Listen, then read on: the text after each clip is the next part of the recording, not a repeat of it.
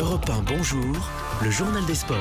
Samuel Etienne. 6h13, on retrouve pour un nouveau point sur les sports. Jérôme Lacroix, ça va Jérôme? Ça va très bien, vous, bonjour à tous. Très bien, merci. Jérôme, à la une ce matin, l'histoire d'un épanouissement. Et oui, l'histoire d'une formidable progression, celle du foot féminin français en moins de 10 ans grâce à un plan de développement instauré par la Fédération française.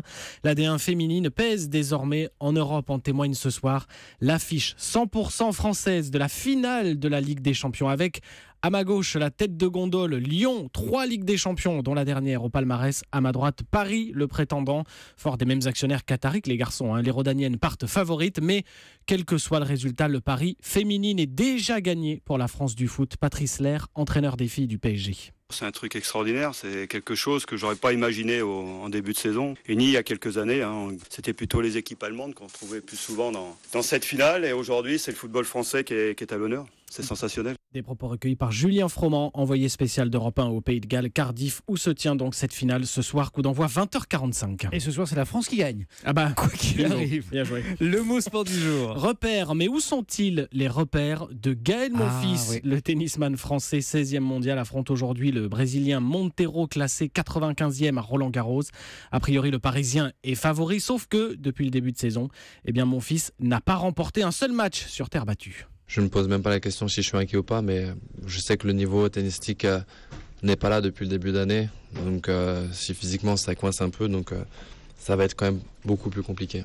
Cette année, je me suis dit, je vais essayer quand même d'arriver bien. Et début de saison pas super, blessure en plus, donc c'est assez frustrant. Gaël Monfils au micro Europe 1 de Christophe Lamar. Alors, outre Monfils, 7 autres tricolores sur les cours pour une place comme Monfils au 3e tour, dont Richard Gasquet, mais aussi Caroline Garcia.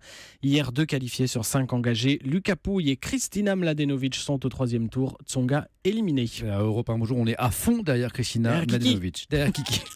L'histoire du jour. Les JO 2024 sont à Paris, à en croire la presse américaine. Alors, 2 villes sont en concurrence pour l'attribution par le Comité international olympique de ces Jeux d'été, Paris et Los Angeles. Mais hier, révélation du Wall Street Journal, un accord serait tout proche d'être trouvé entre le CIO et Los Angeles pour l'attribution à la ville américaine des Jeux 2028. Ceux d'après, de fait, les Jeux de 2024 devraient échoir à Paris, d'autant que le patron du CIO souhaite que 2 sessions olympiques, donc 2024 et 2028, soient attribuées en même temps le 13 septembre prochain à Lima.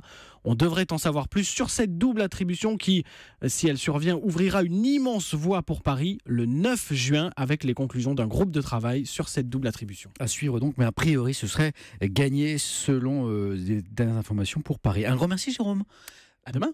Avec plaisir, avec plaisir.